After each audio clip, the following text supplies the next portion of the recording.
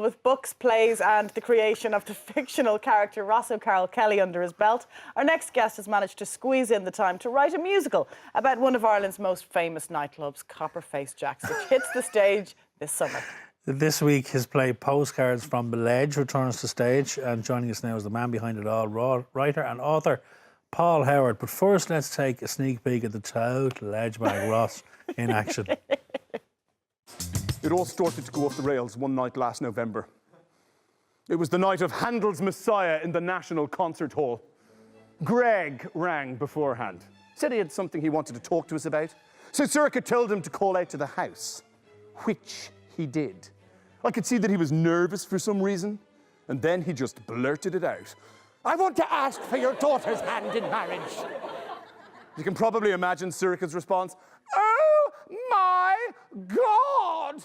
I was like, "Well, Greg, as we say in the property game, thanks very much for your offer. It's not quite what we were looking for, so we're going to wait to see what other interest there is out there. Shut the door on your way out."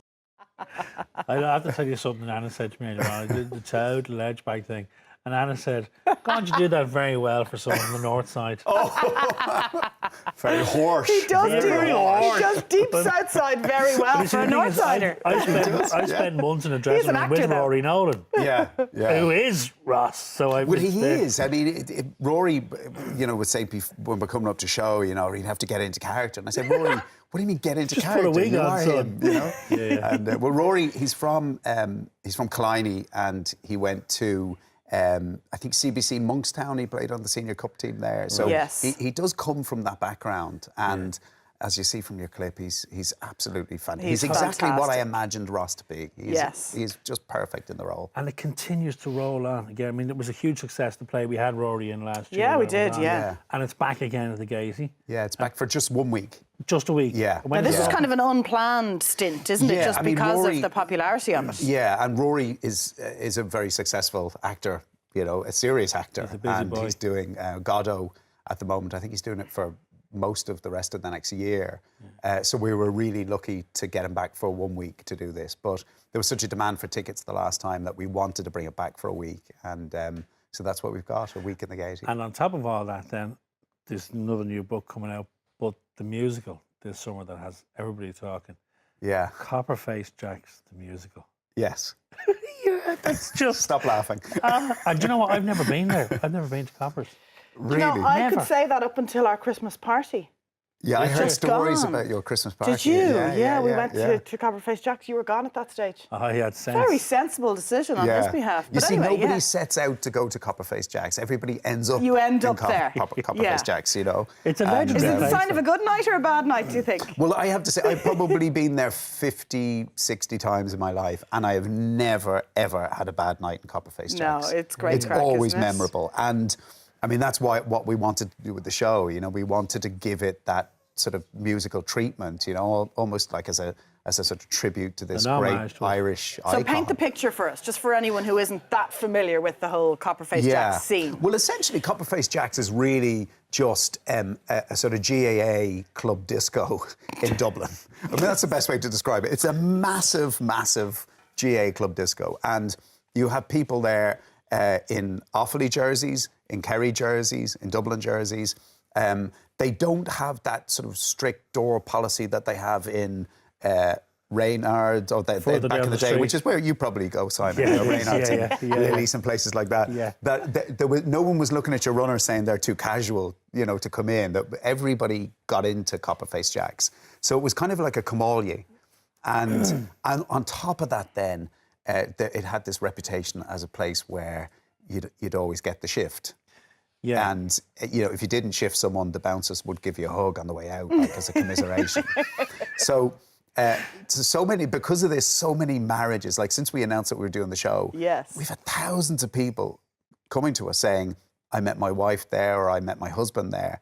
It was always very traditionally the guard and the nurse, wasn't it? Or the guard and the teacher. Or Actually, most of them have come out of the woodwork and said, "Yeah, I'm a teacher and my husband's a guard." Where did the idea come from, though? And did you talk to the people in Copperface Jacks and say, "Look, this is what we're planning"? Yeah, we did. And Carl Jackson, the owner of Copperface Jacks, is delighted with it. Of course he is. Of course, yeah. And because we said to him, he asked me to explain to him, and I said, it's kind of West Side Story with slow dances and Carvery. And Carvery. That's West Side essentially Story that with the sums it up, Carvery. really, you know. Because the story is about a Kerry girl with a Dublin boy. So isn't it? she's called Nolene Gerald, and she's from Carrickfinn, and she grows up dreaming of moving to Dublin and working for the VHI. It's like dream job stuff, is Yeah, it? yeah. And Okay. so she leaves Carrickfinn and she arrives in Dublin, and she's staying in this bedsit on Harcourt Street, and she's lonely, and Dublin hasn't turned out to be what she thought it was going to be, and then suddenly she hears this music, Galway Girl, wafting across the Maniac. street.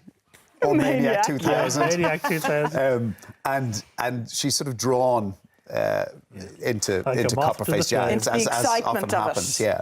And while there, she meets a guy called Gino Wilds, who's the captain of the Dublin football team. Oh, really? And they meet and they fall in love. He's a Dublin Corporation clamper. Of course he is, yeah. They meet and fall in love, and so the story, it's kind of It's like. always a good sign when the whole crew on the floor are heartily laughing at you, Paul. And I swear I'm not making it up as I go along. This is really the story.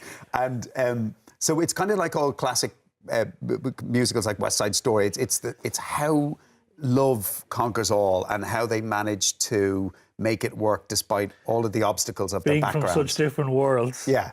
Carrickfinn And when is this due to Dublin. kick off, Paul? Because your casting has started. Yeah, we're cast. We're doing some readings this afternoon. So but it's the 5th of July. 5th of it July, opens and okay. it runs till the middle of August. So it's a sort of high summer thing, you know. So And it's in the very exciting. capable hands of Carl Harper, who's directing. Good Yeah, Parliament. Carl is directing it, and I worked with Carl on Anglo the Musical, which was the last musical venture I was involved in, and he Anglo was the terrific. Musical. He's just so funny. He is a talented boy, that fella. Yeah. And he comes from the musical theatre background, so that all plays out when he's directing. Yeah. How is he going to approach the show in terms of, like you're not taking the mickey out of the place. It's an homage to it. Yeah, I mean, it is. I mean, I think with musical theatre, there's always a certain amount of irony involved. You know, like when you watch Evita and people are singing about these terrible things happening in Argentina with a straight face, I can't but take that in an ironic way.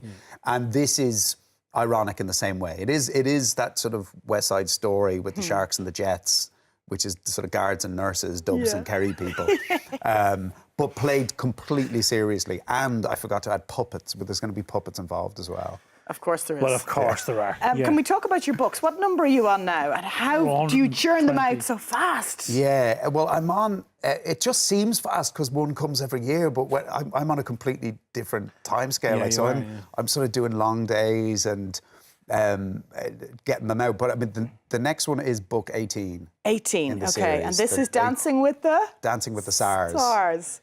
With a T and a Genius Z. title. Yeah. So there's a Russian theme to it. So Charles has some very, very dodgy Russian links, which are about to become apparent in the next book. And then at the same time, Ross and Honor, his daughter, have entered the Strictly Mount Anvil dance contest, and they're hoping to win the Goatstown Glitter Ball.